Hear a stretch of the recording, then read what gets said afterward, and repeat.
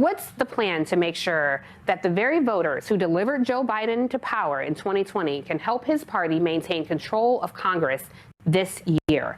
Joining me now, Derek Johnson, President and CEO of the NAACP and Executive Director of Black Voters Matter, Cliff Albright, and Angela Rye, politics and cultural commentator and host of the podcast On One with Angela Rye. Now, we should note Cliff and Angela are actually in Phoenix, where voting rights activists are holding a rally today, which is Dr. Martin Luther King's actual birthday.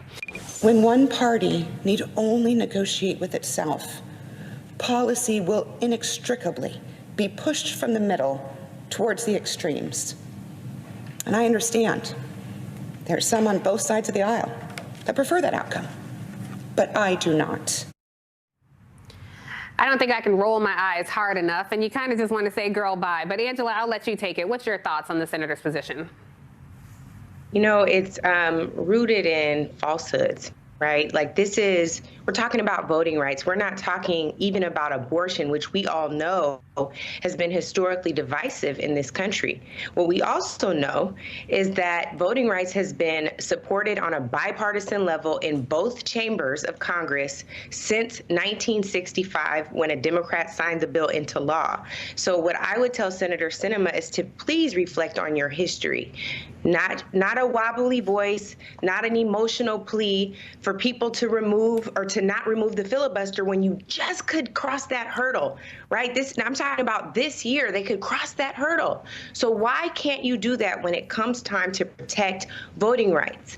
The other serious mistake that senators are making right now is deciding that this is somehow a Black civil rights bill. It is not. This is a bill to ensure that this country continues to move down the road towards democracy. I agree with Jesse Jackson Jr., who recently said we were moving towards democracy, and this is a way to ensure that we're back on that right road. Angela, I want to kick something to you, because a lot of people, on the point that I was making with Cliff, they still take it personally, and I think you have a very unique perspective on being an activist and a revolutionary. People still say, how dare you, not support Madam Vice President Kamala Harris? Well, you and I wrote an op-ed in the Washington Post supporting that Biden pick a Black woman. So talk, if you will, a bit, Angela, about the difference between being satisfied with crumbs and fighting for a seat at the table. Yeah, I think first, let me just be really clear.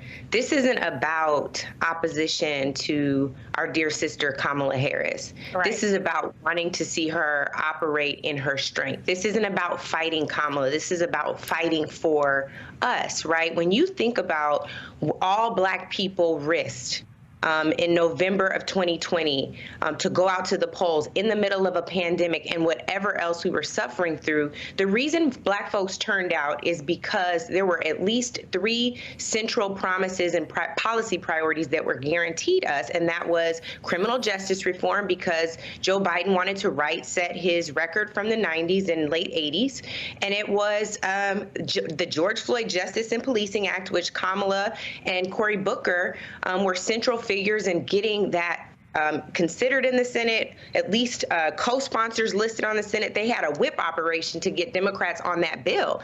And I think the last thing, and one of the most important things, the reason we sit here with you today, Tiffany, is the voting rights bill.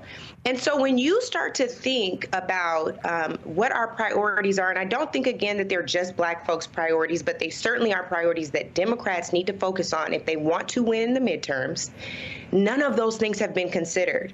And so when Joe Biden says in a speech in Atlanta, where Black folks turned out not once but twice for elections that gave Democrats the majority in 2 chambers, and now there's a Biden administration, you have to wonder if that's the right audience. And so when he says, I'm tired of being quiet, what my visceral response is, well, Mr. President, I need you to be louder, and the loudest thing you can do is act.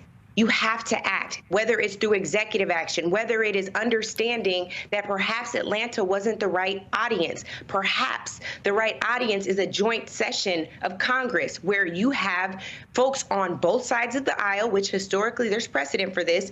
There's opposition on both sides of the aisle, normally not this much, but this is a post-January 6th Congress in a hyper-bipartisan environment. And you also have to wonder, where is the programming that you interrupt, right, to give this speech?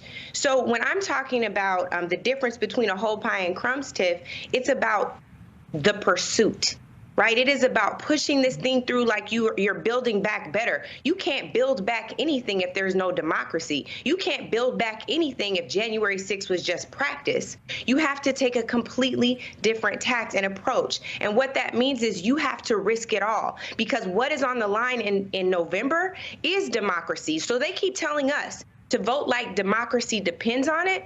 There is a critical step that we're missing before we get there, and that is applying pressure to the folks who now serve in the majority. That is applying pressure to the retiring Republican senators, Roy Blunt, Pat Toomey, right? Like all this. I know I can keep going. You know, I got a gazillion things to say on this. Yeah, but no, I think you make a good point.